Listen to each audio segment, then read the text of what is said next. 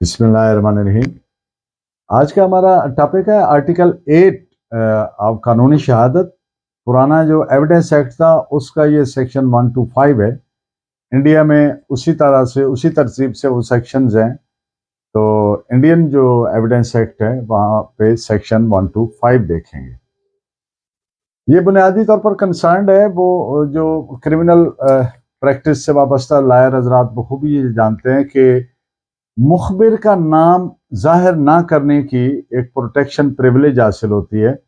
This is the article which is related to that privilege. मैं इसकी पहले जैसे कि इसकी डेफिनेशन प्रोवाइडेड है कानूनी शहादत में वो पढ़ूंगा, फिर चंद अहम मुकदमात की रोशनी में आपसे बात करूंगा, और in the end of the lecture 3 खूबसूरत अशार आपकी नज़र करूंगा। आपको लेक्चर फ़ायदेमंद मालूम हो तो सब्सक्राइब कर दिया करें ताकि हर लेक्चर आप तक पहुंचता रहे। Firstly, I read out the article as it is contained in KOSO. Information as to commission of offence. No magistrate or police officer shall be compelled to say whence he got any information as to the commission of offence. And no revenue officer shall be compelled to say whence he got the information as to commission of any offence against the public revenue. इसके साथ एक explanation भी provided है which read as, in this article, revenue officer means any officer employed in or about the business of any branch of the public revenue.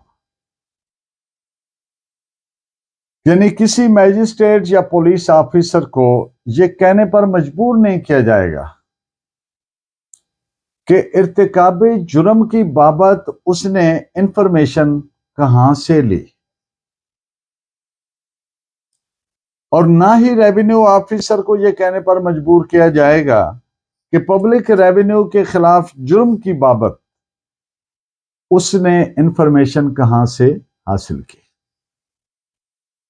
Explanation जैसा कि अर्ज किया, article 8 में लफ्ज रेवेन्यू ऑफिसर से मुराद पब्लिक रेवेन्यू के business की किसी भी ब्रांच में एम्प्लॉयड जो शख्स है, ऑफिसर है, वो है।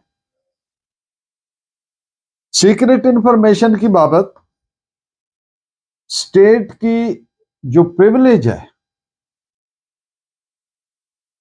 स्टेट का प्रिविलेज क्लेम करना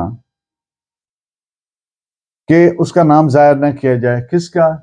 इन्फॉर्मर का, स्पाई कह लें या सीक्रेट इन्फॉर्मर, मुखबिर कह लें, इस प्रिविलेज को डिनाई नहीं किया जाता। इसीलिए आर्टिकल 8 में इसे प्रिविलेज दी गई है, प्रोटेक्शन दी गई कि मैजिस्ट्रेट या पुलिस ऑफिसर को यह बताने के लिए कंपेल नहीं किया जाएगा कि इर्तिकाबे जुर्म की इतला उसने कहां से हासिल की। इस पे 2 अहम मुकदमात के रेफरेंसेस नोट फरमाइए।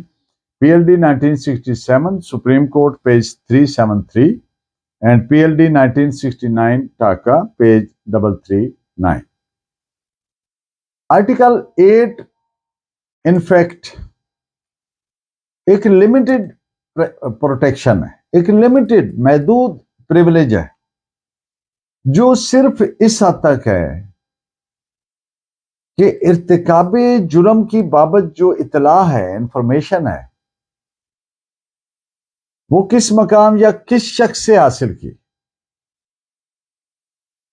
इसमें ये शामिल कतन नहीं है कि उस जुर्म से रिलेटेड अगर कोई डॉक्यूमेंट्स, कोई any other material connected with that crime अगर उसको इन्वेस्टिगेशन में अपने कब्जे में लिया गया ताकि ड्यूरिंग एविडेंस उसको प्रोड्यूस किया जाए, उन चीजों को बाकी किसी चीज को प्रिविलेज हासिल नहीं है।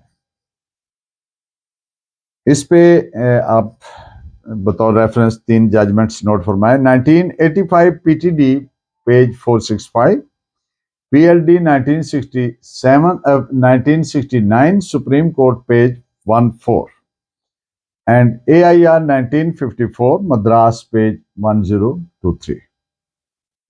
आर्टिकल 8 दरअसल ये पब्लिक पॉलिसी पर बेस्ड है, मफाद आमा पर बेस्ड है। इसलिए जो इस फिलॉसफी बिहाइंड दिस आर्टिकल वो ये है कि जुर्म को बेनकाब किया जा सके, डिटेक्ट किया जा सके। इसीलिए स्पाई या सीक्रेट या डिकाय इंफॉर्मेशन जो है उसको प्रिविलेज और प्रोटेक्शन प्रोवाइड की गई है। इस पे आप एक जजमेंट नोट फरमाइए। 1998 Pakistan criminal law journal page 1821। ये वेलफेयर ऑफ स्टेट के लिए समझें कि एब्सोल्युटली नागजीर है, लाजिम है कि स्पाई डिकाय या इन्फॉर्मर का नाम जाहिर ना किया जा सके।